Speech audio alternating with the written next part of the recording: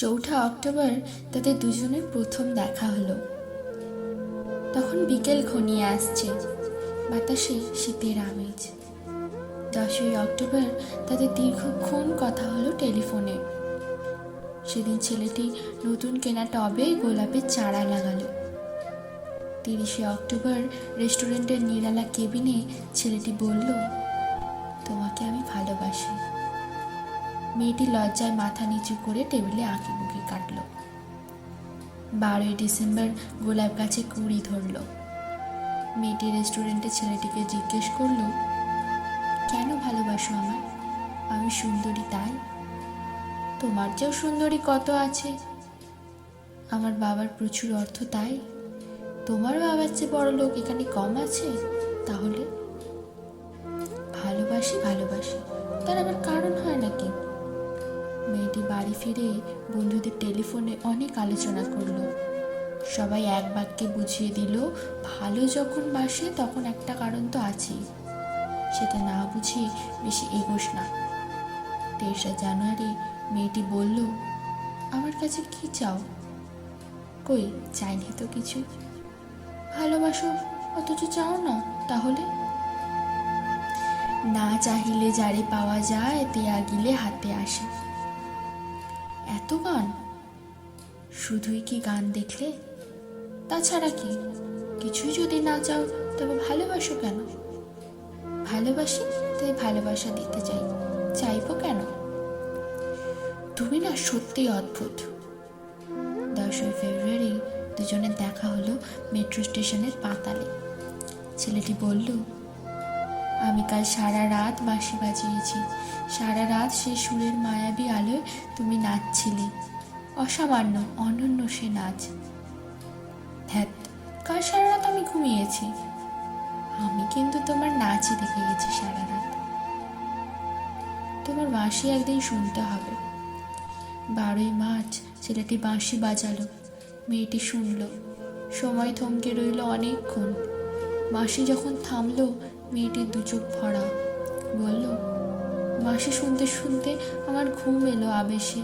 আমি দেখলাম আমি নাচছি। মেঘের মাঝখানে তারাদের পাশে আমি নাচছি। আকাশে ফুলের গন্ধ। ডাক্তার আমায় বাঁশি বাজাতে নিষেধ করেছেন। সে কি, কেন? বাঁশি আমায় টেনে নিয়ে যায় স্বপ্নের মধ্যে। ডাক্তার বলেছে, স্বপ্ন দেখে আমার মস্তিষ্কের শিরা উপশিরায় জট পাকিয়ে যাচ্ছে।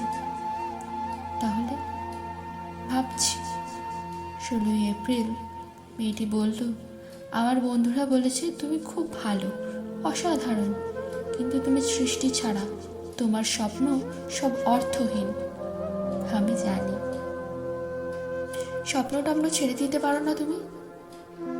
না। তাহলে তুমি আমাকে হারাবে।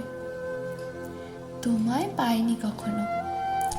5 মে ছেলেটির মস্তিষ্কে অপারেশন হলো।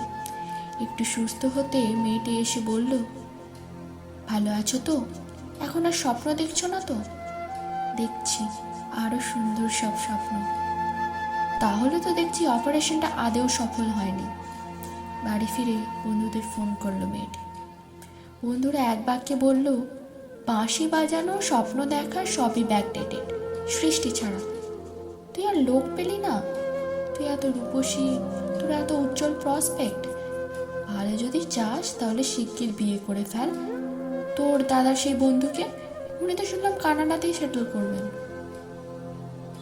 7 জুলাই মেয়েটি আবার জিজ্ঞেস করলো, তুমি সত্যিই কি চাও বলো তো? তুমি আরো সার্থক, আরো সুন্দর হয়ে ওঠো, ব্যাস, আর কিছু না। আর চাই স্বপ্ন দেখতে। ও, স্বপ্ন তাহলে তুমি ছাড়তে পারবে না? না। তাহলে থাকো তুমি স্বপ্ন নিয়ে। 12 আগস্ট গোলাপ গাছে ফুল ফুটলো অনেক। সেদিন দুপুরে ছেলেটির মস্তিষ্কে আবার অপারেশন হলো। 13 সেপ্টেম্বর ছেলেটি মারা গেল। 14 সেপ্টেম্বর মেয়েটির শুভ বিবাহ সুসম্পন্ন হলো কানাডাগামী সেই পাত্রের সঙ্গে। 20 সেপ্টেম্বর গোলাপ গাছটি হঠাৎ ঝড়ে উপড়ে গেল। সেদিন সন্ধ্যার বিমানে মেয়েটি হানিমুনে গেল। যাবার আগে বন্ধুদের বলে গেল, স্বপ্নের চেয়ে বাস্তব অনেক ভালো, অনেক মধুর। স্বপ্ন দেখেই কেবল বোকারা। 4 অক্টোবর ছেলেটির মা ঝড়ে পড়া গোলাপ গাছটিকে সযত্নে তুলে দিলেন। শূন্য টবে তখন কয়েকটা পোকা, কয়েকটা মাছি। আমরা কেউ জানি না ওগুলো পোকা, মাছি নাকি ছেলেটির স্বপ্ন। আমরা ঠিক জানি না, আমরা কেউই জানি না।